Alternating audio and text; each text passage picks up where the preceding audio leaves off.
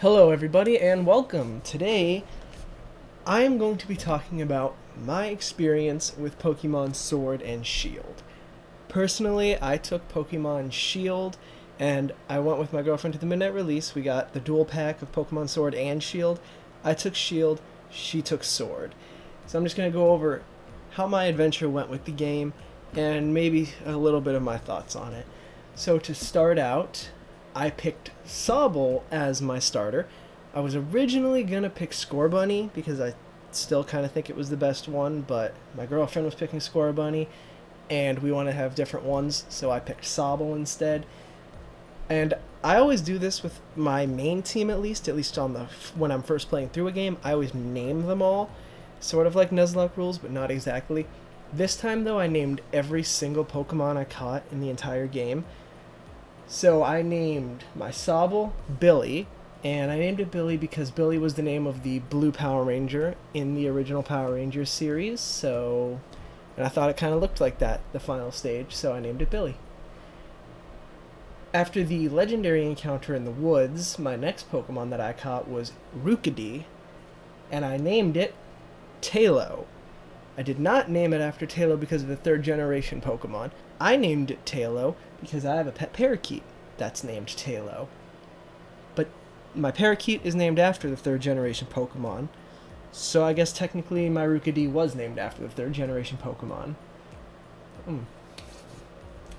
So my next catch, after I was heading down towards the lab to go meet the new professor in Leon, I caught a Nickit. I think that Nickit, something like that, and I named it Foxo, with 2 X's.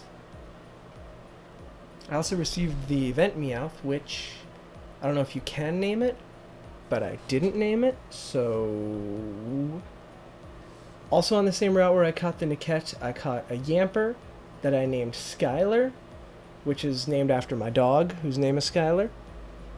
After you get to the wild area and before you go into the city, which name is escaping me at the moment, where you go to the opening ceremony, right before you went into there, I caught a Growlithe, and I named the Growlithe Jewel, which is named after my other pet dog, who sadly passed away about 3 years ago at this point.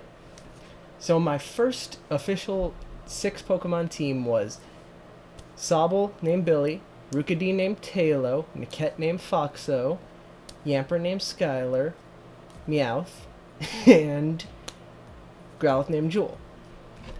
Meowth I was kind of not really doing anything with because it was the least interesting one that I thought, so on my right before the first gym, which by the way in this game is about where the second or even third gym I would think is. Probably closer to the second gym, because he has leveled like 20 Pokemon. But before I went into there in the grassy area outside, I swapped out my Meowth for a Pumpkaboo, which I named Saki. So for the majority of the game, my team was Sobble, who was named Billy, Rookidee Tailo, Nickit Foxo, Yamper Skylar, Growlithe Jewel, and my new Pumpkaboo Saki.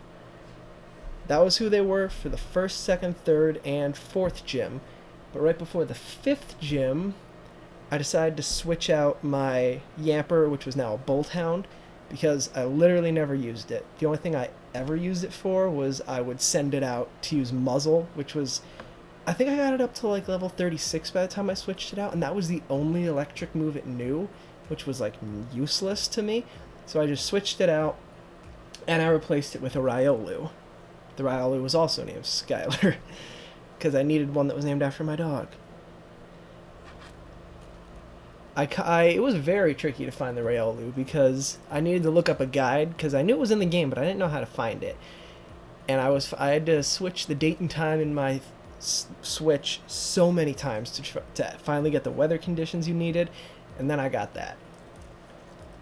From this point on, also, right before the 5th gym, because I caught the Riolu, but it was way under leveled compared to my other guys, I needed to train him up, because I have a thing where I need them all to be about the same level, otherwise it gives me anxiety. So I needed to train them all up, and in the process of doing that, I also way over leveled my team. It was also, my girlfriend was playing it too, and she had this thing where she kept wanting to be ahead of me, and she needed to not play for a little while. And so instead of advancing, I was just grinding. And I grinded a little too much, because by the time that I finally took on the 5th gym, Opal, I was 10 levels above her Pokemon. And that pretty much stayed consistent throughout the game. Everything from this point on, I just breezed right through. So the 5th, 6th, 7th, and 8th gyms, no trouble at all. Got right through all of them. Made it to the league. Finished the game, caught the Eternus, and battled Leon. When I finally battled Leon, I was not 10 levels above his Pokemon, but that's because his Pokemon are like something like 8 levels above the previous person you had to fight, so I was kind of on par. I also knew what level his Pokemon were, and I made sure that I was at least above his strongest before I went in. So my final team, when I took on Leon, was my Arcanine, level 66, my Gourgeist, level 66, Inteleon, level 66, Corviknight, level 66, Lucario, level 66, and Thievul, level 68. And I breezed through Leon with absolutely no trouble. I'm pretty sure the Pokemon that I ended up finishing him off with was my Inteleon, Dynamaxed, and using the water type move against him. And yeah, it was very easy victory. And right now I'm shiny hunting, so my guys are also way leveling up. And I didn't even do the post game yet, so I'm probably going to breeze through that too.